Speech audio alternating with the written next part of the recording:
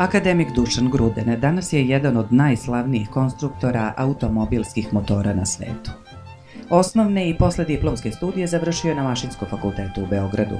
Doktorsku disertaciju odbranio je u Institutu za motore i motorna vozila Tehničkog univerziteta u Beču. Godine 1973. zaposlio se u čuvenoj kompaniji Porsche, u kojoj je napredovao do direktora odeljenja konstrukcije i razvoja motora. U penziju je otišao 2004. sa mesta direktora sektora energije i zaštita okoline. Od 1984. je honorarni profesor na Mašinskom fakultetu u Kragujevcu, a od 1993. na Tehničkom univerzitetu u Beču.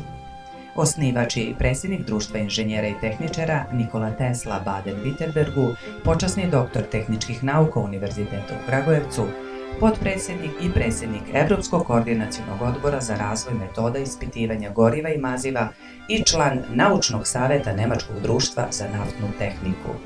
Od 2000. godine je član Akademije inženjerskih nauka Srbije.